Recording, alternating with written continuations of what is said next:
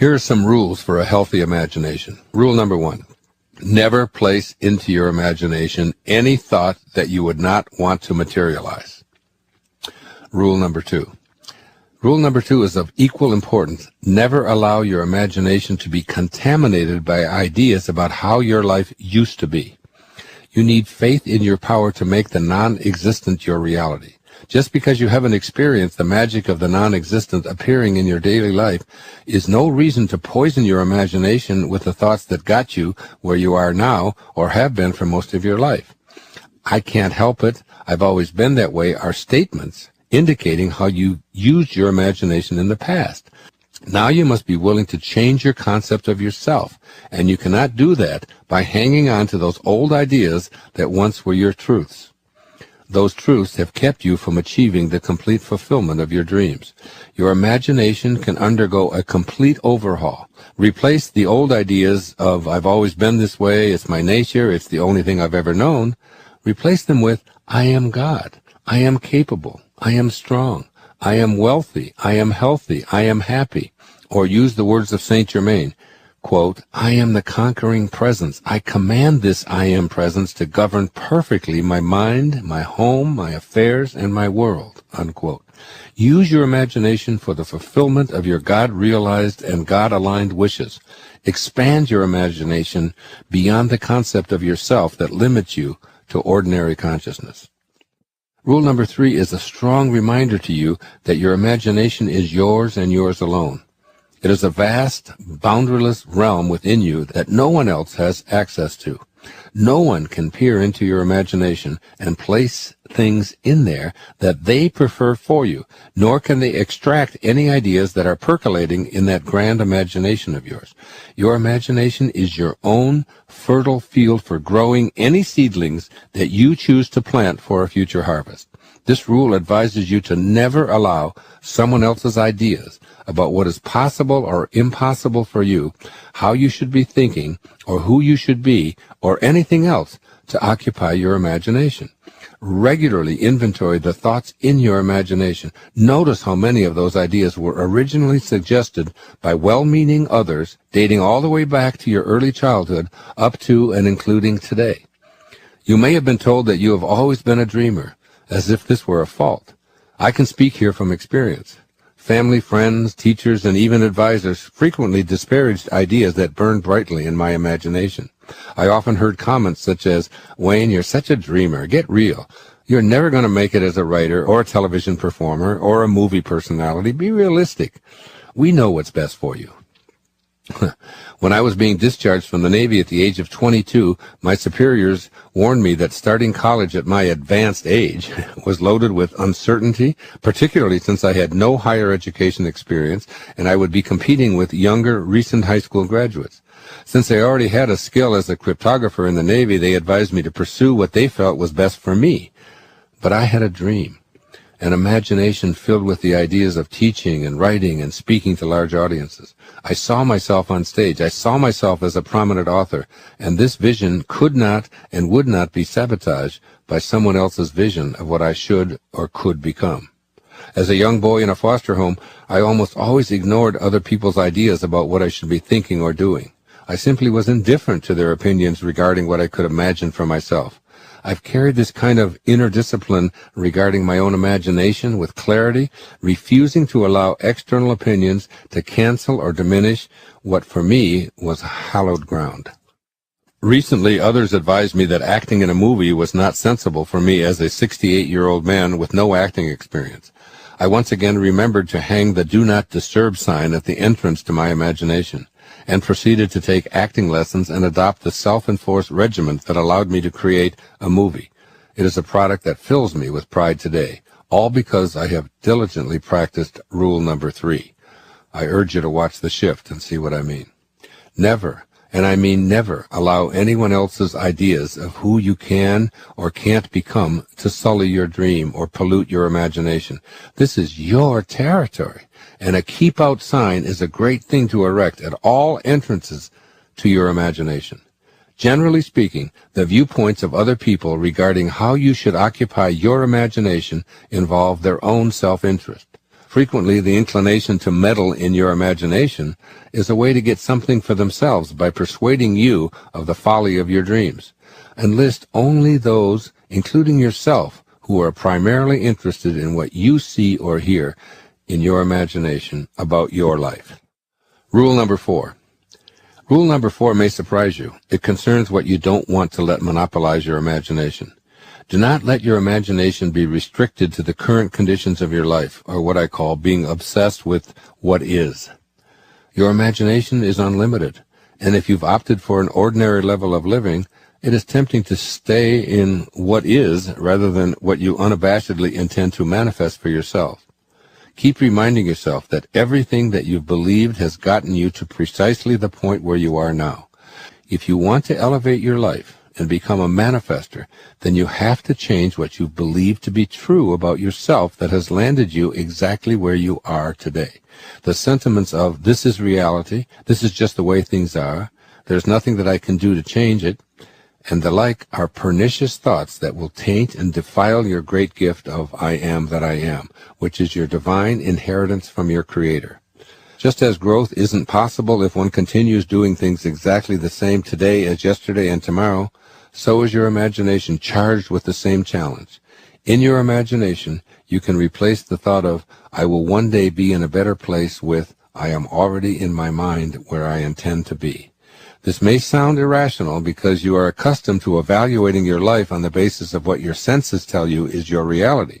You can make the choice to reprogram your imagination to take you where you intend to be in the now. Creation originates in the world of spirit, or to say it differently, your imagination is the source of all that has yet to manifest for you.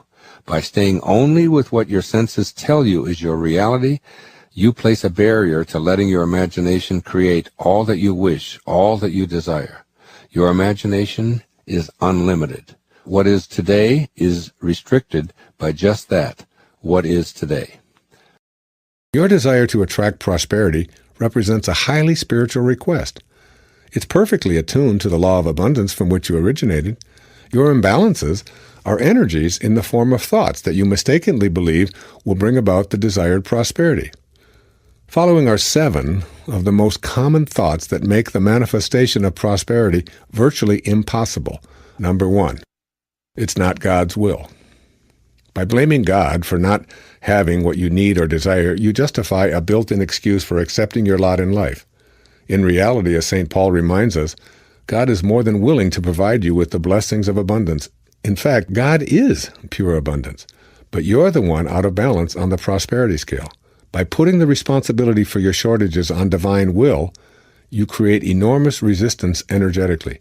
You're asking the universe to send you more of what you believe in. The solution to removing this barrier, which applies to all 7 of these resistance energies, is changing the belief.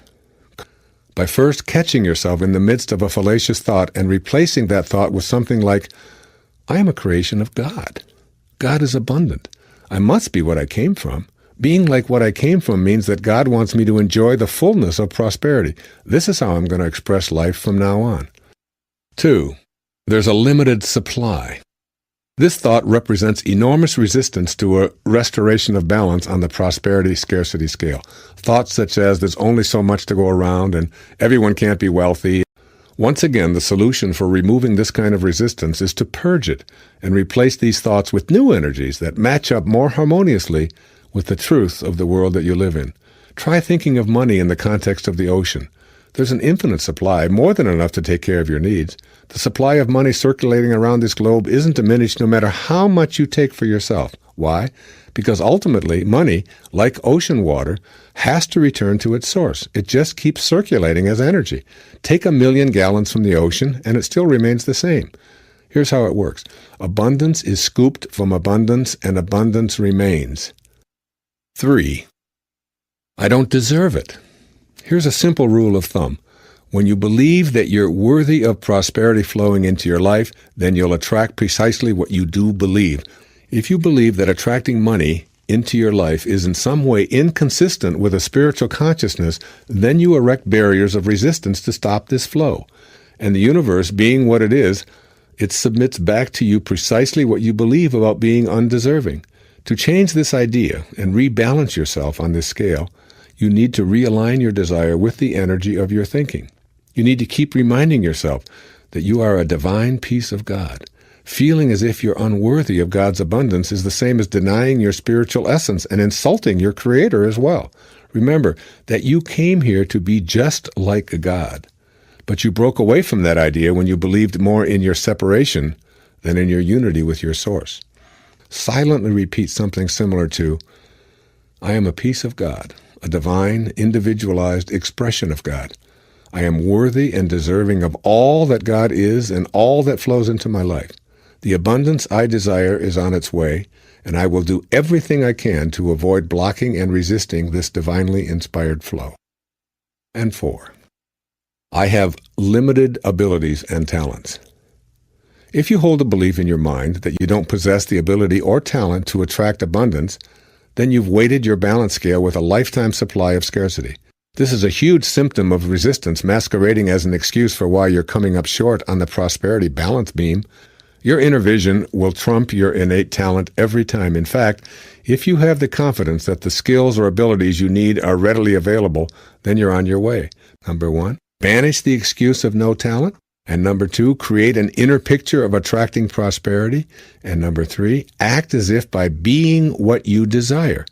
Act as if by being what you desire. You're as talented as you've decided to be up until now. Change the picture, and miracle of miracles, you change your talent as well. Number 5, I've never been lucky. The universe that you live in, and that lives in you, operates on energy and energy alone. Nothing happens until something moves, said Albert Einstein. Everything is vibrating, even what seems to be motionless. Your universe functions with the law of attraction, meaning that energy matches up with similar energy. Your thoughts are vibrations of energy. Low thoughts, those that are out of balance with source energy, attract low energy responses from the universe. High, spiritually based thoughts activate identical vibrations that bring you what you desire in harmony with your source. That being said, there's no room for luck in the universe. If you have an accident, you aren't unlucky and you're not at fault. You're simply a vibrational match to whatever you collided with in that moment. By viewing your world in this way, you can begin to exercise more choice about what you're matching up with.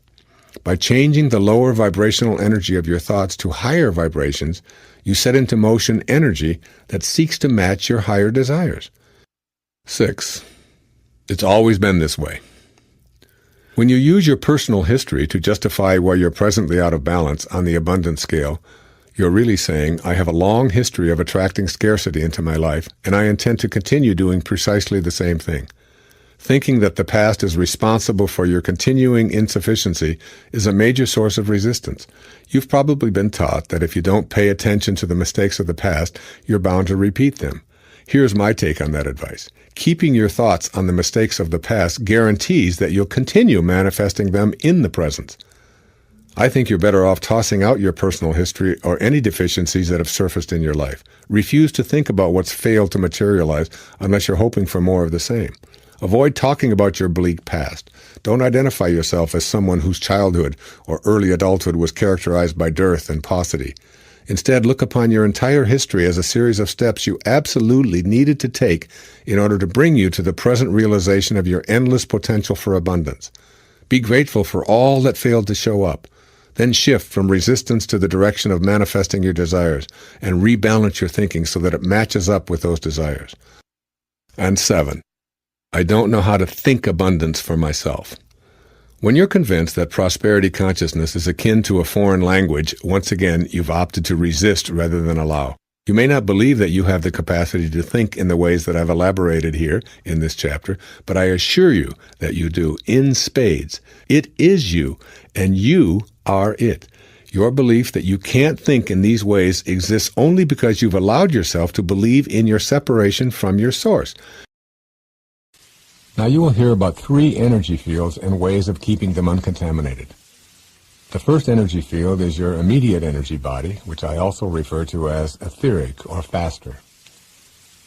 From a standing position, extend your arm forward and mentally note the most distant point where your fingers extend. Now imagine your arm extending straight above your head to a point over your body, and then behind you and beneath you as well. You now have an image of a field of energy which continuously surrounds your body. I call this field your fast energy body, which is inseparable from your solid and visible slower energy body. Using your imagination, take a moment now to visualize this field of faster energy with its edges or boundaries around you. When another person, particularly a stranger, crosses your boundary, you immediately feel as if you've been invaded. You move back instinctively to create a safer distance. Why? Because your energy body feels the invasive force and alerts you with a state of discomfort. If someone remains in your energy body field for an extended period of time, they begin to affect your entire being with their energy, bringing you down if you feel out of sync with them, and raising you up if they resonate to a higher energy vibration than you. I refer to the second energy field as your broader environmental energy field. To get a sense of this physical energy field, think about your energy field extending into your home, your workplace, your family, and your community. The vibrational pattern of this energy field is your broader environmental energy field. This energy field, in which your solid body walks and talks and sleeps and works and plays, is impacted by the energy frequency of whoever enters it. Now I want you to think of a field of energy so immense that you cannot even create imaginary boundaries for it. I call this the mind field energy. Your thoughts and the thoughts of others interact in your mind field in such a way as to raise or lower your frequency of vibration. When the thoughts and feelings of others impinge upon your mind energy field, there will be one of two results. Either your energy field will be increased, as is said to have happened when Buddha and Jesus entered a village. Just their presence in the village and nothing more would raise the consciousness of those around them. Or your energy field will be decreased and consequently become contaminated. The way others think and how they radiate out their thought energy can impact you. But it is not only people who impact your energy fields. Noise levels, air quality, food purity, all touch and affect your fields of energy. What you may not realize is that you play a potent role in keeping your energy fields clean and uncontaminated, and that you also have a salubrious and cleansing effect on the energy field of those around you. Hopefully, you will be motivated to begin implementing a new approach that will clear all of your energy fields and maintain a state of clarity, free of energy patterns that contaminate your life in any way. How do you treat this body, which is the living organism that sends out the waves of electromagnetic energy? What foods do you use to replenish and replace it with? What toxins do you absorb? How much peaceful rest do you provide for it? Do you exercise it regularly? Is your emotional state calm? Do you meditate to bring yourself into harmony with God? Your body must be loved. It is your home and must be cleansed of all junk. Your body is not your enemy. You do not need to get free of your body in order to access spiritual guidance. This perfectly functioning machine called your body knows what is needed, where it is needed, and how to prioritize those needs in times of crisis. You control this marvelously complex instrument that is your home through your thoughts. The second factor that impacts your immediate field of energy is what you allow to impact your body from without. What kinds of people do you allow into your immediate space? When you allow toxic people into your immediate energy field, you will find that your feelings of well-being diminish. You must say goodbye, albeit with unconditional love, to anyone who pollutes your life space with slowed-down energy. Or, you must be prepared to stave off the intrusion of lower energy people, first by recognizing it, and then neutralizing it by radiating stronger energy yourself. The problem with attempting to continually be a neutralizer is that the effort required often exhausts you, and that level of fatigue makes you susceptible to the lower energies. If someone brings anxiety, shame, depression, fear, whining, complaining, apathy, stress, worry, anger, guilt, or any of the multitude of what I call lower energy patterns, they are inviting you to join in their misery and load your life up with the problems that they live with every day. Resolve to remove yourself from any toxicity that threatens the purity of your life space. When you feel yourself being breached, take immediate action, first by recognizing what is happening, and then moving in counteraction. Consciously send out thoughts of kindness and love. Remove yourself in a conflict-free way from the invading energetic forces. Anyone who you allow to be a regular visitor in your body energy field must come with love, peace, and the higher spiritual energies. The closer you come to being in a dynamic state of grace in your thoughts and refusing to be in the fields of those who are projecting lower energy thoughts, the closer you come to being in God's mind field. Here are a few ideas for putting peace in your life permanently. Thinking of yourself as a peaceful person is the first step, but it is only the first step. The thought must translate into action in order for you to know peace. Work at curbing your inclination to create confrontation and disruption in the lives of others. A simple practice of pausing and asking yourself whether your ego, which loves turmoil, or your higher self, which loves peace, is about to act. That pause will help you to send out a peaceful response even in situations where you are feeling impatient or misunderstood. In those situations, you will be able to state simply, for example, "You are really having a rough day," to a hassled clerk rather than, "I've been waiting for 15 minutes already and I'm really feeling abused." Send out peace by catching yourself and then consulting your loving presence for a response rather than relying on your ego. Practice releasing the emotions of fear and guilt and replacing them with love and forgiveness and kindness. Release the guilt by forgiving yourself and vowing to avoid that kind of conduct in the future. You do not need the guilt unless you're going to allow your ego to continue its dominance over your life forever. For example, make a list of all the things that keep you from loving yourself. Your list might include being overweight and jealous or nervous or addicted or incompetent or uncoordinated. Then, regardless of how much effort it takes, reverse your mental sentences and state that you love yourself while being fat, while being addicted, and so on. This will help you to feel peaceful about the choices you've made and to realize that you are not that body or those desires. You are the invisible chooser. As you become more peaceful with the chooser, you will begin to replace the unhealthy choice in a spirit of love. Examine everything that offends you and see if you can get your ego out of the picture.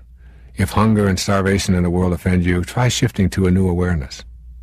Somehow, in some way that I do not comprehend, these things occur in divine order, and so too does my desire to change it exist in divine order. Shed what offends you and act on your desire to make corrections. There will then be no need to fight. Similarly, if you find someone else's behavior offensive, you are interpreting that behavior from your own self-absorbed position, which is that they shouldn't act the way they do. You choose to be offended, hurt, or angry by their behavior. But they are acting the way they are. Your being offended is your ego talking to you to keep you anxious and upset. If you don't take it personally, and if you see the behavior for what it is, you can work to eradicate the evils of the world unimpeded by your ego's encouragement to be offended. Keep in mind that grievances bring turmoil, while communication brings peace. If you want peace in your life, rid yourself of your grievances. The way to shed these grievances is to let go of your own self-absorption and to practice forgiveness rather than revenge. As you let go, you will feel a sense of peace overtaking you. If you are angry towards someone in your life, no matter how difficult you may find it, work at communicating with that person about your aggrieved feelings. Your embarrassment or inner anguish over being wronged is just what your ego wants you to experience, since it will keep you away from your sacred quest and keep you in the clutches of your anxiety-loving ego. Keep this little sentence ready to consult. Judgment and peace are antithetical. A Course in Miracles says the strain of constant judgment is virtually intolerable. It is curious that an ability so debilitating would be so deeply cherished. You must make a daily effort to look upon others without condemnation. Every judgment takes you away from your goal of peace. Your ego loves your judgments because with them you remain in a constant state of anguish and remorse. Keep in mind that you do not define anyone with your judgment. You only define yourself as someone who needs to judge. Judging others with condemnation removes the possibility of your experiencing love. If you can practice just being still rather than condemning, you will get to the bliss I am talking about. You do not have to pretend that you love something that you loathe. Just get still and let the judgments subside. Peace is not found in being right or being hurt or being angry. By all means, work toward righting the wrongs you perceive, but do it with an understanding that an angry heart keeps you from knowing God and the path of your sacred quest. Peace will come to you when you are a healer rather than a judge. Essentially, embracing the truth is welcoming your higher self and coming to know God, all that is not authentic will drop away automatically. Your ego works hard to convince you that you are separate and better than everyone else, and you know that it does not take kindly to your embracing anything that threatens its existence. But remember that this is your inauthentic self, your false self. Deception is going to play a big role in your life when you embrace ego as your guide. Therefore, in order to abandon your reliance on that false self with all of its deception, you will have to make a new agreement with truth. I encourage you to actually write yourself a contract in which you agree to include truth as your companion in your thoughts, in your conversations, and in your life. This is a big challenge and perhaps difficult for you, but it is guaranteed to lead you to the path of your sacred self. Begin by looking honestly and fearlessly at who you are beneath all the surface trappings that you have surrounded yourself with.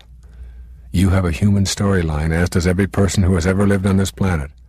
That storyline begins with your conception, continues through your childhood, and all of your personal triumphs and tribulations, right up to this very moment.